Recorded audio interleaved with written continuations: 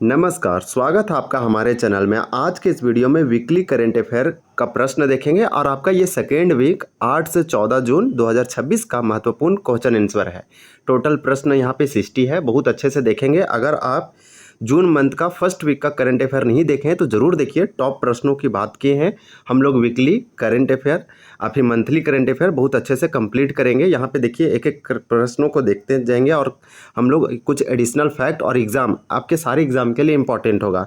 SIPRI year book 2026 के अनुसार परमाणु हथियार के मामले में भारत का विश्व में कौन सा स्थान है? तो यहाँ पे आपका राइट आंसर 1 का हो जाएगा सी, 5वां स्थान है, जिसे आप याद रखिएगा 5th रैंक है। इसके बाद आपसे क्वेश्चन क्या पूछा गया था? सिप्री का रिपोर्ट आता तो सिप्री ईयर बुक 2026 के अनुसार परमाणु हथियार के मामले में तो भारत का जो पूरे वर्ल्ड में जो रैंक है वो 5th है, यानी कि भारत के पास अच्छा खासा परमाणु हथियार है। तो परमाणु हथियार के मामले में भारत जो है 5वां स्थान पर है, आप याद रखिए।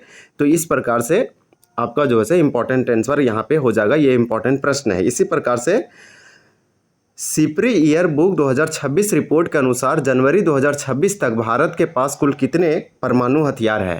तो इस प्रकार से आपका राइट आंसर यहाँ पे 2 का क्या हो जाएगा? तो सी हो जाएगा 190, यानी 190। आपका यहाँ पे राइट आंसर सी होगा। चलिए नेक्स्ट प्रश्न देख लेते हैं हम लोग।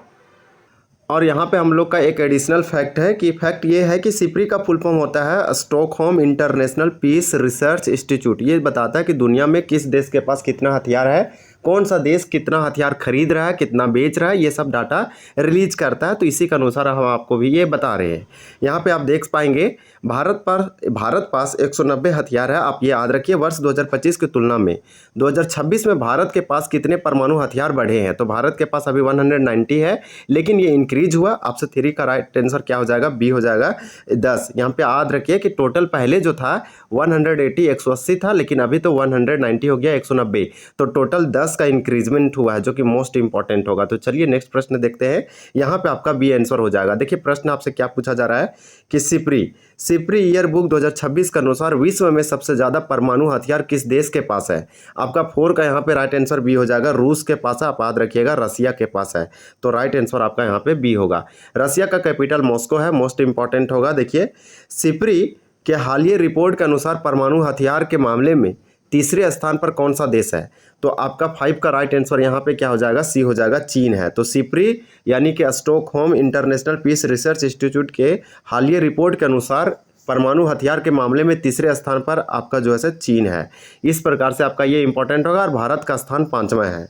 सिप्री ईयर बुक 2026 के अनुसार पाकिस्तान के पास कुल कितने परमाणु हथियार दर्ज किए गए हैं? तो 6 का यहाँ पे आपका राइट आंसर बी हो जाएगा, 170।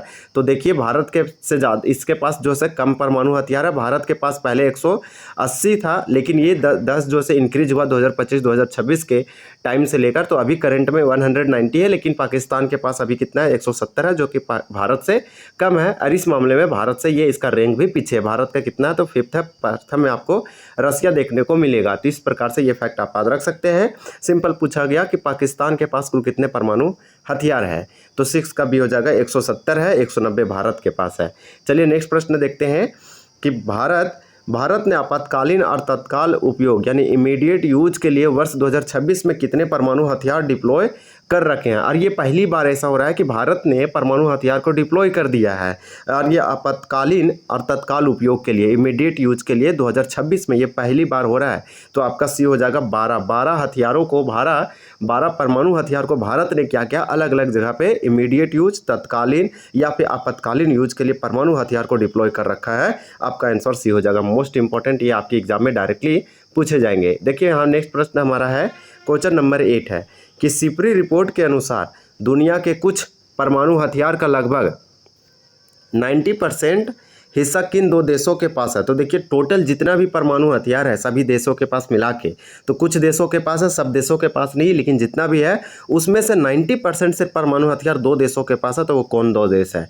तो आपका 8 का यहाँ पे राइट आंसर सी हो जाएगा, यानी अमेरिका और रूस। तो अमेरिका और प्लस रूस, ये जो 2 ऐसे देश है जिसके पास परमाणु हथियार का टोटल 90% होल्ड करते हैं। नेक्स्ट प्रश्न हम लोग देखते हैं कि फ्रेंच ओपन 2026 महिला एकल यानी वोमेन सिंगल का खिताब किस खिलाड़ी ने जीता? तो आपका 9 का राइट आंसर भी होगा, मीरा एड्रीवा। तो आपका इनका नाम आप याद रखिए, मीरा एड्रीवा आपका राइट आंसर हो जाएगा यहाँ पे बी। इस प्रकार से हम लोग नेक्स्ट प्रश्न देखते हैं। देखिए नेक्स्ट प्रश्न आपका क्या है। प्रश्न ये है कि फ्रेंच ओपन 2026 महिला एकल की विजेता मीरा एंड्रीवा का संबंध किस देश से है। आपका 10 का यहाँ पे राइट आंसर बी होगा। ये रूस से है और रूस से ये है और ये जीती है फ्रेंच ओपन, और ये महिला एकल वोमेन सिंगल का खिताब जीती है 2026। का नाम है मीरा एंड्रीवा, रूस। मोस्ट इंपॉर्टेंट है, रूस का जो राष्ट्रपति है व्लादिमीर पुतिन है, कैपिटल आप जानते हैं मॉस्को है। इसी प्रकार से फ्रेंच ओपन 2026 महिला एकल के फाइनल में मीरा एंड्रीवा ने किसे हराकर अपना पहला ग्रैंड स्लैम जीता। इसके करियर का ये पहला ग्रैंड स्लैम है, मोस्ट इंपॉर्टेंट होगा। यहाँ पे आपको बता दें कि आपका 11 का राइट आंसर ये हो जाएगा माया चेवलिस्का को। तो आप याद रखिए माया, आप इनका नाम याद रखिएगा माया चेवलिंस्का। तो यहाँ पे देखिए फ्रेंच ओपन 2026 महिला एकल खिताब मीरा एंड्रीवा ने ये अपना पहला जो से ग्रैंड खिताब जीता है। इस प्रकार से नेक्स्ट प्रश्न है कि फ्रेंच ओपन 2026 पुरुष एकल यानी मेंस सिंगल का खिताब किसने जीता। तो 12 का राइट आंसर आपका बी हो जाएगा अलेक्जेंडर जेवरेव। तो इनका नाम आप याद रखिए, अलेक्जेंडर जेवरेव जो है फ्रेंच ओपन 2026 का पुरुष एकल यानी मेंस एकल का खिताब जीते हैं। फ्रेंच ओपन 2026 पुरुष एकल के विजेता अलेक्जेंडर जेवरेव किस देश के टेनिस खिलाड़ी हैं। तो 13 का आंसर आपका सी हो जाएगा, जर्मनी के हैं। तो आप याद रखिएगा कि फ्रेंच ओपन 2026 में पुरुष एकल का खिताब अलेक्जेंडर जेवरेव जो जीते हैं वो जर्मनी देश के हैं। तो इस प्रकार से आपके लिए इंपॉर्टेंट होगा। देखिए फ्रेंच ओपन 2026 पुरुष एकल के फाइनल में उप विजेता रनर अप रहे प्लावियो कोबोली किस देश से संबंधित है। आपका 14 का राइट आंसर यहाँ पे भी होगा, इटली से ये संबंध रखते हैं। इसी प्रकार से हम लोग नेक्स्ट प्रश्न देखते हैं। देखिए कि वर्ष 2026 का पहला ग्रैंड स्लैम ऑस्ट्रेलियन ओपन पुरुष एकल का खिताब किसने जीता था। तो 15 का राइट आंसर आपका बी होगा, कार्लोस अल्काराज। तो आप याद रखिए कि आपका ऑस्ट्रेलियन ओपन वर्ष 2026 का जो पहला ग्रैंड स्लैम था वो ऑस्ट्रेलियन होता है, ऑस्ट्रेलियन ओपन। और ये ऑस्ट्रेलियन ओपन 2026 का पहला ग्रैंड स्लैम था। यहाँ पुरुष एकल का खिताब किसने जीता, इस प्रकार से आपका यहाँ पे हो जाएगा कार्लोस अल्काराज। ऑस्ट्रेलियन ओपन 2026 महिला एकल का खिताब जीतने वाली एलेना रायबकिना, तो रायबकिना किस देश की खिलाड़ी है। तो 16 का राइट आंसर आपका यहाँ पे क्या हो जाएगा, ए हो जाएगा, कजाकिस्तान। मोस्ट इंपॉर्टेंट प्रश्न है, ये दोनों को आप याद रख सकते हैं। क्यों, क्योंकि इंपॉर्टेंट है। देखिए आपसे सिंपल पूछा गया ऑस्ट्रेलियन ओपन का पुरुष एकल खिताब विजेता कौन है, तो कार्लोस अल्काराज। ऑस्ट्रेलियन ओपन का महिला एकल खिताब की विजेता कौन है, तो एलेना रायबकिना। तो ये किस देश की है, तो कजाकिस्तान की है। फिर इसी प्रकार से Forbes real time billionaires list यानी फोर्ब्स रियल टाइम बिलियनियर्स के अनुसार वर्तमान में एशिया के सबसे अमीर व्यक्ति यानी एशिया रिचेस्ट पर्सन कौन है, और किसके अनुसार, तो फोर्ब्स रियल टाइम बिलियनियर्स के अनुसार। तो आपका 17 का यहाँ पे राइट आंसर भी होगा, गौतम अडानी। तो गौतम अडानी का नाम आप याद रखिए। अब देखिए इसके बाद दिया है कि फोर्ब्स के अनुसार एशिया के सबसे अमीर व्यक्ति गौतम अडानी की कुल नेटवर्थ कितनी आंकी गई है। तो इस प्रकार से 18 का आपका सी हो जाएगा, $89.2 बिलियन। मोस्ट इंपॉर्टेंट होगा, ये फोर्ब्स के अनुसार आपको बताया गया कि एशिया का सबसे अमीर व्यक्ति बन गए हैं गौतम अडानी। इसके पास नेटवर्थ कितना है, तो $89.2 बिलियन है। इसके बाद आपका जो प्रश्न है वो है कि अडानी ग्रुप की स्थापना किस वर्ष की गई थी। 19 का राइट आंसर आपका बी हो जाएगा, 1988 में। तो इस प्रकार से 1988 में किया गया था, और इसके जो है हेड वही है गौतम अडानी। फिर देखिए प्रश्न आपसे क्या पूछा जा रहा है कि अडानी ग्रुप का मुख्यालय हेडक्वार्टर भारत के किस शहर में स्थित है। 20 का राइट आंसर आपका सी होगा, अहमदाबाद में है। आप चलिए नेक्स्ट प्रश्न देख लेते हैं हम लोग कि फोर्ब्स की वैश्विक यानी कि ग्लोबल में सबसे, देखिए फोर्ब्स की वैश्विक सबसे अमीर व्यक्तियों की सूची में गौतम अडानी कौन सा स्थान इनको मिला है। तो इस प्रकार से अगर हम पूरे विश्व में बात करें कि गौतम अडानी का रैंक क्या है, ये एशिया में प्रथम है, लेकिन पूरे वर्ल्ड में इसका रैंक क्या है सो पूछा जा रहा है। 21 का बी हो जाएगा, 23वां यानी कि 23rd है। तो ये वाला आप याद रख सकते हैं। इसी प्रकार से देखिए नेक्स्ट प्रश्न आपसे पूछा जा रहा है कि वर्तमान फोर्ब्स लिस्ट में मुकेश अंबानी वैश्विक स्तर पर किस स्थान पर है। तो आपका 22 का यहाँ पे हो जाएगा बी, ये 24वें है। तो ये वाला मोस्ट इंपॉर्टेंट होगा, एशिया के सेकंड ये है, यानी ये सेकंड अमीर है। इस प्रकार से आपको ये भी याद रखना है। यहाँ पे देखिए 23 है कि global Peace index 2026 global Peace index में भारत का कौन सा स्थान प्राप्त हुआ है। तो ग्लोबल पीस इंडेक्स जैसे ग्लोबल पीस शांति सूचकांक कहते हैं, इस भारत का रैंक आपसे पूछा जा रहा है। 23 का आपका डी हो जाएगा, 127वां आप याद रखिए, 127 रैंक है इंडिया का। इसी प्रकार से नेक्स्ट प्रश्न है कि वर्ष 2025 में ग्लोबल पीस इंडेक्स में भारत का रैंक क्या है। 24 का आंसर भी होगा 115। तो आप याद रखिए 115। अब हम लोग नेक्स्ट प्रश्न देख लेते हैं। आपके देखिए अगला प्रश्न जो दिया गया है वो ग्लोबल पीस इंडेक्स किस संस्था के द्वारा जो है हर साल जारी किया जाता है? तो 25 का आपका राइट आंसर बी होगा, Institute of Economics and Peace. तो यहाँ पे मोस्ट इंपॉर्टेंट होगा Global Peace Index Institute for Economics and Peace संस्था के द्वारा जारी किया जाता है हर साल। इसी प्रकार से आपका नेक्स्ट प्रश्न दिया गया है कि ग्लोबल पीस इंडेक्स 2026 में कुल कितने देशों को रैंकिंग प्रदान की गई है? तो 26 का राइट आंसर आपका बी होगा 163 यानी कि 163। तो यहाँ पे आपका बी हो जाएगा। ग्लोबल पीस इंडेक्स 26 में 163 देशों को जो है रैंक प्रदान किया गया है। वर्ष 2008 से लगातार ग्लोबल पीस इंडेक्स में पहले स्थान पर कौन सा देश है? तो 27 का आपका सी हो जाएगा, आइसलैंड है। सोचिए 2008 से लगातार अब तक आइसलैंड दुनिया का सबसे पीस या शांति देश है, ये पहले स्थान पर बना हुआ है। ग्लोबल पीस इंडेक्स 2026 की सूची में सबसे अशांत या सबसे निचले पायदान पर कौन सा देश रहा है? तो 28 का आपका ये हो जाएगा, अफगानिस्तान। तो अफगानिस्तान सबसे अशांत है, आप भी बोल सकते हैं कि पीसफुल नहीं है यहाँ पे। इसी प्रकार से सबसे निचले पायदान पर है। ग्लोबल पीस इंडेक्स कुल कितने संकेतों इंडिकेटर्स के आधार पर मापा जाता है? तो 29 का आपका सी हो जाएगा, 23 यानी कि 23। चलिए नेक्स्ट देखते हैं, 29 का आपका सी हो जाएगा। इसी प्रकार से हमारा और भी प्रश्न दिया गया है। प्रश्न ये है कि हाल ही में चर्चा रही जोजिला टनल, हाल ही में चर्चा में रहा है जोजिला टनल, और जोजिला टनल का फाइनल देखिए ब्रेक थ्रू हुआ। यह किन दो क्षेत्रों को जोड़ेगी? तो जोजिला जो है जोजिला टनल ये किन दो क्षेत्रों को जोड़ेगी? तो 30 का आपका बी हो जाएगा, कश्मीर घाटी और लद्दाख। तो कश्मीर घाटी को लद्दाख से जोड़ता है, मोस्ट इंपॉर्टेंट होगा। देखिए जोजिला टनल के बारे में पूछा जा रहा है कि जोजिला टनल का निर्माण किस नेशनल हाईवे पर किया जा रहा है? तो आपका 31 का यहाँ पे राइट आंसर क्या हो जाएगा? तो आपको बता दें कि 31 का आपका राइट आंसर बी हो जाएगा, यानी NH1 नेशनल हाईवे 1 पर 1 पर किया जा रहा है। मोस्ट इंपॉर्टेंट है, इसे याद रखिए। जोजिला टनल जम्मू कश्मीर के सोनमर्ग या फिर सोनमर्ग को लद्दाख के किस क्षेत्र से जोड़ेगी? आपका 32 का राइट आंसर क्या हो जाएगा? तो बी हो जाएगा, यानी द्रास। तो आप याद रखिए, द्रास एक जिला है लद्दाख का। लद्दाख में पहले 2 जिला हुआ करता था, 5 नया जिला बना, टोटल लद्दाख में 7 जिला। लद्दाख का कैपिटल लेह है, ये एक भारत का यूटी है। मोस्ट इंपॉर्टेंट होगा, जम्मू कश्मीर से ये बाइफर्केशन हुआ है। तो जोजिला टनल जम्मू कश्मीर के सोनमर्ग को लद्दाख के द्रास से जोड़ेगा। इसी प्रकार से नेक्स्ट देखते हैं हम लोग प्रश्न। आपका देखिए नेक्स्ट प्रश्न क्या पूछा जा रहा है आपसे कि जोजिला टनल की कुल लंबाई लेंथ कितनी किलोमीटर है? तो 33 का आपका यहाँ पे राइट आंसर सी हो जाएगा, 11.2 यानी 11.2 किलोमीटर है। इसी प्रकार से देखिए अगला प्रश्न है कि विश्व रक्तदाता दिवस यानी वर्ल्ड ब्लड डोनर डे हर साल किस तारीख को मनाया जाता है?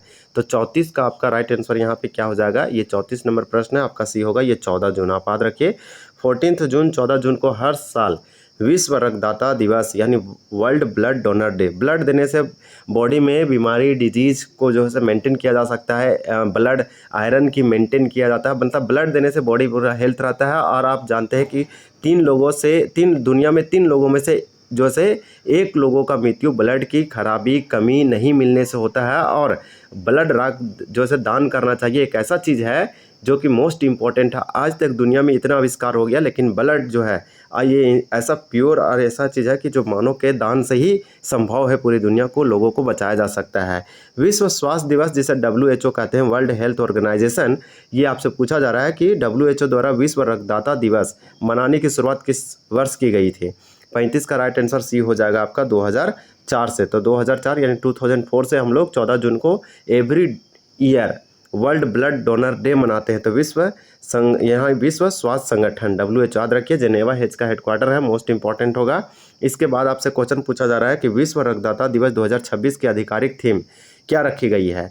तो 36 का आपका राइट आंसर बी होगा, 1 drop of humanity and give blood and save lives या लाइफ्स। तो इस प्रकार से आपका आंसर बी हो जाएगा, आप इसे बी को याद रखिए, मोस्ट इंपॉर्टेंट होगा। इसका 2026 का थीम दिया है। इसी प्रकार से नॉर्वे चेस 2026 नॉर्वे चेस का खिताब जीतने वाले पहले भारतीय खिलाड़ी कौन बने? 37 का राइट आंसर आपका सी होगा, आर प्रज्ञानंदा। मोस्ट इंपॉर्टेंट है, आर प्रज्ञानंदा का नाम याद रखिए। नॉर्वे चेस 2026 का खिताब जीतने वाले पहले भारतीय खिलाड़ी बन गए हैं। इसी प्रकार से नेक्स्ट है कि आर प्रज्ञानंदा ने क्लासिकल चेस में विश्व चैंपियन मैग्नस कार्लसन को कितनी बार हराया? तो 38 का राइट आंसर बी होगा, 2 बार हराया। इस 2 टाइम इनको हराया है, जो कि ये खुद कहाँ के हैं? नॉर्वे के हैं। मैग्नस कार्लसन विश्व विजेता है चेस में। भारतीय वायुसेना के नए vice chief of the air staff यानी vice chief of the air staff के रूप में किसे नियुक्त किया गया? भारतीय वायुसेना के नए vice chief of the air staff कौन बने हैं? तो 39 यानी 39 का आंसर भी होगा एयर मार्शल आशुतोष दीक्षित। तो आशुतोष आप याद रखिए, दीक्षित का नाम ये जो है अब बन गए हैं एयर स्टाफ जो चीफ है। इसी प्रकार से आपसे पूछा जा रहा है कि वर्तमान में भारतीय वायुसेना के मुख्य एयर चीफ मार्शल यानी chief of the air staff, सबसे हेड, वो तो प्रमुख था, वाइस था, इसी प्रकार से आपसे chief of the air staff मुख्य एयर चीफ मार्शल कौन है?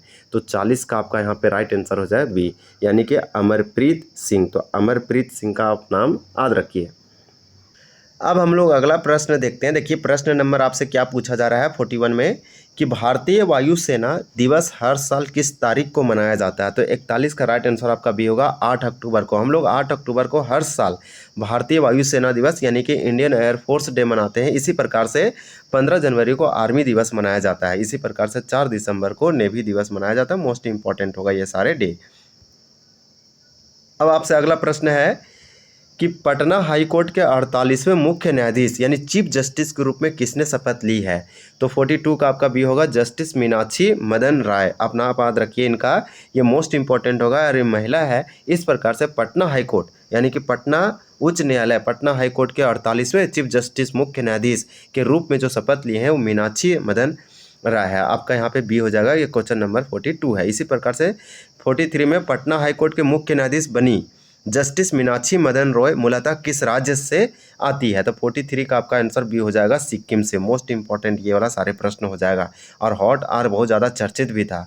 इसी प्रकार से अंतर्राष्ट्रीय अंतरिक्ष स्टेशन ISS की इंटरनेशनल स्पेस स्टेशन कहेंगे इसे, ISS की यात्रा करने वाले पहले भारतीय अंतरिक्ष यात्री कौन बनने जा रहे हैं? तो 44 का आपका सी हो जाएगा शुभांशु शुक्ला। चलिए नेक्स्ट देखते हैं। इन्हें जो है अभी जो है हाल ही में भारत सरकार अवार्ड भी दिए हैं क्योंकि यहाँ पे गए हुए थे अंतरिक्ष में। इन्हें जो है अशोक चक्र प्रदान किया जाएगा। अंतरिक्ष यात्री शुभांशु शुक्ला की आगामी संस्मरण यानी पुस्तक का नाम क्या है? तो आपको बता दें कि 45 का आंसर भी होगा द सेकेंड ऑर्बिट यानी believe of a man and dreams of 1.4 billion hearts. तो ये इस तरह से आप इसका जो है मोस्ट इंपॉर्टेंट होगा ये क्वेश्चन आपको, ये करंट अफेयर का मोस्ट। अंतरिक्ष यात्री शुभांशु शुक्ला की आगामी संस्मरण पुस्तक का नाम यही है। इस प्रकार से नेक्स्ट देखते हैं हम लोग। देखिए कि हाल ही में आयोजित प्रथम वर्ल्ड योगासन चैंपियनशिप 2026 यानी वर्ल्ड योगासन चैंपियनशिप 2026 के मेडल टैली में कौन सा देश शीर्ष पर रहा? तो 46 का आपका यहाँ पे राइट आंसर क्या हो जाएगा? बी हो जाएगा भारत। मोस्ट इंपॉर्टेंट इंडिया जो है टॉप पे रहा। ये पहली बार हुआ और ये आप जानते हैं कि 21 जून को जो है मनाया जाता है वर्ल्ड योगा डे। और भारत का देन है, 2015 से स्टार्ट हुआ है और ये इसका प्रस्ताव जनरल असेंबली में 2014 में प्रधानमंत्री नरेंद्र मोदी के द्वारा रखा गया। मोस्ट इंपॉर्टेंट है। तो वर्ल्ड योगासन चैंपियनशिप 2026 पहली बार हुआ और प्रथम वर्ल्ड यही कौन जीता मेडल टैली में? प्रथम भारत। इस प्रकार से प्रथम वर्ल्ड योगासन चैंपियनशिप 2026 का आयोजन भारत के किस शहर में किया गया था? तो इस प्रकार से आपका 47 का राइट आंसर भी होगा गुजरात के अहमदाबाद में किया गया। मोस्ट इंपॉर्टेंट होगा और ये वर्ल्ड का फर्स्ट यानी प्रथम इनॉग्रल था। प्रथम वर्ल्ड योगासन चैंपियन 26 का आयोजन भारत के अहमदाबाद गुजरात में किया गया था। देखिए पुरुष हॉकी अंडर 18 एशिया कप 2026 यानी कि men's hockey under 18 Asia cup का खिताब किस देश ने जीता? तो आपको बता दें कि 48 का यहाँ पे आपका राइट आंसर क्या हो जाएगा? ये जीता भारत, इसलिए आपका आंसर सी हो जाएगा सी। अब नेक्स्ट प्रश्न आपसे पूछा जा रहा है कि पुरुष हॉकी अंडर 18 एशिया कप 2026 का आयोजन किस देश में किया गया था? ये भारत जीता है, टॉप पे भी रहा है। तो 49 का आपका राइट आंसर भी होगा जापान। आप याद रखिएगा कि पुरुष हॉकी अंडर 18 एशिया कप 2026 का आयोजन जापान में किया गया था। अब आपका अगला प्रश्न है कि महिला हॉकी अंडर 18 एशिया कप 2026 का खिताब किस देश ने जीता? पुरुष वाला भारत ने जीता, अब महिला वाला आपसे पूछा जा रहा है। तो आपका 50 का यहाँ पर राइट आंसर भी होगा चीन ने जीता। महिला वाला चीन ने जीता और पुरुष वाला भारत ने जीता और दोनों ये आपका कहाँ पे हुआ था? तो याद रखिएगा जापान में। देखिए दक्षिण कोरिया रिपब्लिक ऑफ कोरिया के नए प्रधानमंत्री के रूप में किसे नामित किया गया है? तो 51 का आंसर भी हो जाएगा हान सियोंग सुक। इस प्रकार से नेक्स्ट है कि असम के GI टैग वाली तेजपुर लीची को पहली बार अंतर्राष्ट्रीय खेप किन देशों को निर्यात की गई? तो 52 का राइट आंसर आपका भी होगा दुबई और सिंगापुर। चलिए नेक्स्ट देखते हैं। ये इसे GI टैग दिया गया है। ये असम क्या है? तेजपुर लीची हाल ही में निर्यात किया गया यानी कि एक्सपोर्ट किया गया दुबई और कहाँ पे? तो सिंगापुर में।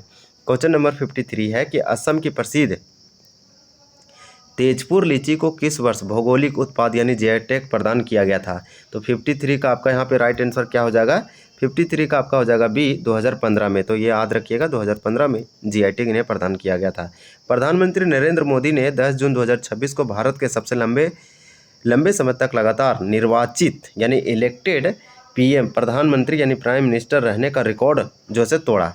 तो ये किसका रिकॉर्ड तोड़े हैं? तो जवाहरलाल नेहरू का यानी जेएल नेहरू का आप याद रखिएगा, पंडित जवाहरलाल नेहरू। यहाँ पे 54 का आपका बी हो जाएगा। नेक्स्ट प्रश्न देख लेते हैं। देखिए प्रश्न क्या है कि बोन क्लाइमेट कॉन्फ्रेंस 2026 किस वैश्विक संगठन के तत्वाधान में आयोजित की जा रही है?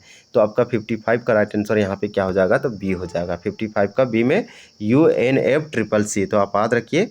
इस प्रकार से आपका देखिए क्वेश्चन नंबर नेक्स्ट है कि टेनिस में अंडर 13 वायु वर्ग में वर्ल्ड नंबर 1 रैंकिंग हासिल करने वाली भारतीय खिलाड़ी कौन बनी? तो 56 का आपका आंसर ये हो जाएगा। देखिए सृष्टि किरण। सेफ महिला चैंपियनशिप 2026 सेफ वोमेन चैंपियनशिप के फाइनल में भारत ने किस देश को हराकर छठी बार खिताब जीता? तो यहाँ पे आपका राइट आंसर क्या हो जाएगा? 57 का।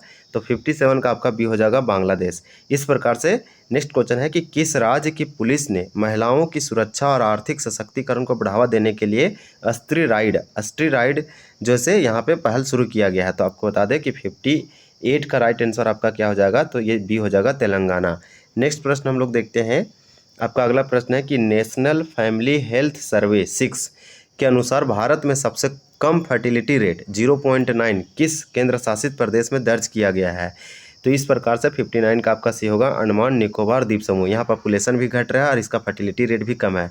फर्टिलिटी पॉपुलेशन स्थिर रखने के लिए 2.1 होना चाहिए, लेकिन यहाँ पे तो बहुत ही कम है। इसके बाद देखिए आपका क्या है कि वर्ल्ड बैंक द्वारा जारी ग्लोबल इकोनॉमिक प्रोस्पेक्टर रिपोर्ट 2026 के अनुसार वित्त वर्ष 2026-27 के लिए भारत का जीडीपी ग्रोथ रेट कितने प्रतिशत जो है से अनुमानित है? तो आपका 60 का और लास्ट क्वेश्चन है आपका यहाँ पे 60 का डी हो जाएगा, 60 का बी हो जाएगा राइट आंसर 6.6%। तो आप याद रखिए 6.6% होगा। ये आपका जो है वर्ल्ड बैंक, और वर्ल्ड बैंक ही जारी करता है। यहाँ पे ये इंडेक्स है, मोस्ट इंपॉर्टेंट है, रिपोर्ट है ग्लोबल इकोनॉमिक प्रोस्पेक्ट्स रिपोर्ट। ये वाला पूछा आपके एग्जाम में जा सकता है। तो हम लोग टॉप 30 इस मंथ का करंट अफेयर को कंप्लीट किए, ये आपका आंसर किए जो हम आपको चर्चा किए और बताएं। तो अगर आपको अच्छा लगा, इसी प्रकार से हम लोग और भी प्रश्न लाएंगे। इसी तरह से एक ही बार पूरा हम लोग जो है मंथली भी लाएंगे और फिर वीकली भी लाएंगे बहुत अच्छे से। तो वीडियो अच्छा लगा तो चैनल को सब्सक्राइब करें, और भी आप जो है फर्स्ट वीक का भी देखा और दूसरे टॉपिक वाइज जो चल रहा है, जैसे मिलिट्री एक्सरसाइज हो गया, आपका इन्वायरमेंट करंट हो गया, अवार्ड और खेल से संबंधित। इस प्रकार से वीडियो देखने के लिए हमारे चैनल में आप जा सकते हैं, विजिट कर सकते हैं। वीडियो देखने के लिए धन्यवाद।